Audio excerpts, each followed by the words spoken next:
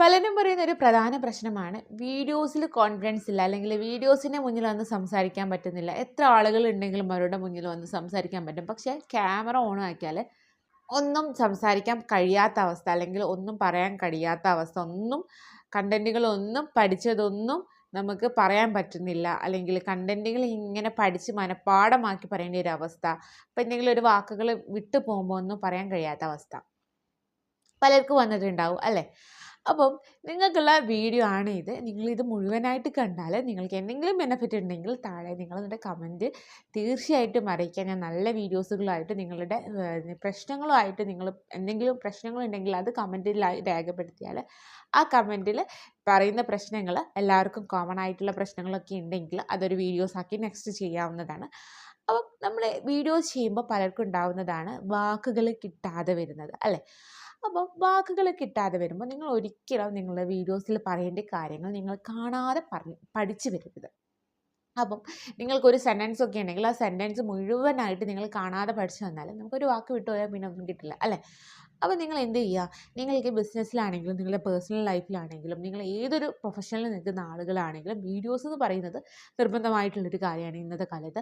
അപ്പോൾ വീഡിയോസ് നിങ്ങൾ വരുമ്പം നിങ്ങൾ പോയിൻ്റ് ബൈ ആയിട്ട് എഴുതുക. ഒരു 3 പോയിൻ്റ് അല്ലെങ്കിൽ 5 പോയിൻ്റ് 6 പോയിൻ്റ് ഇങ്ങനെ പോയിൻ്റ് ആയിട്ട് പറയുമ്പം നമ്മളെ കേൾക്കുന്ന ഓഡിയൻസിന് വരെ അത് ഭയങ്കരമായിട്ടുള്ള എഫക്റ്റീവായിട്ടുള്ള കാര്യമായിരിക്കും. നമ്മളിങ്ങനെ ഒരുപാട് കഥകൾ വലിച്ചു നീട്ടി പറയുന്നതിനേക്കാളുപരി 1, 2, 3 ഇങ്ങനെ പോയിന്റുകൾ പറയുമ്പം ആളുകൾക്ക് പെട്ടെന്ന് ക്യാപ്റ്റ് ചെയ്യാനും അത് നമുക്ക് പറയാൻ വേണ്ടി ഒരു ഈസി ആയിട്ടുള്ള കാര്യം കൂടിയാകും.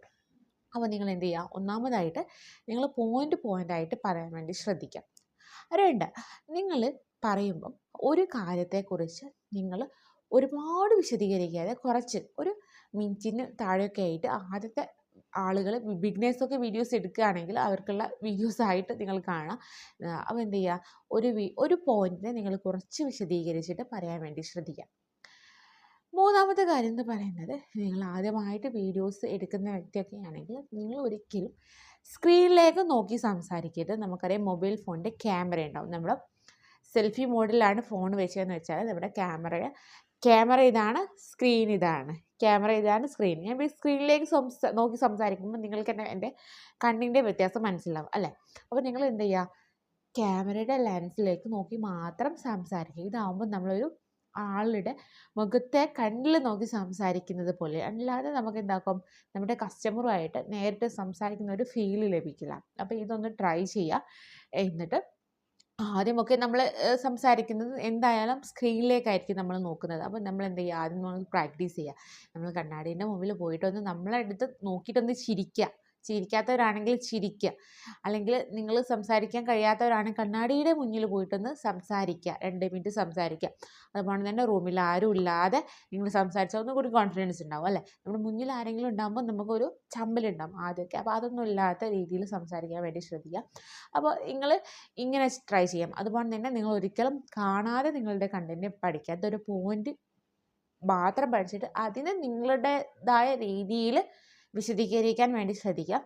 അതുപോലെ തന്നെ നിങ്ങൾ സംസാരിക്കുന്നത് നിങ്ങളുടെ ഭാഷ ഏതും ആയിക്കോട്ടെ, അതിനെ നിങ്ങൾ ഭയങ്കര രീതിയിൽ അട്രാക്ഷനൊക്കെ ചെയ്ത് ഭയങ്കര എന്താ ചെയ്യുക, വലിയ രീതിയിൽ നീട്ടി വലിച്ച് പറയാതെ നിങ്ങളുടെ സംസാര ശൈലി എങ്ങനെയാണെന്ന് വെച്ചാൽ അതുപോലെ തന്നെ സംസാരിക്കുക.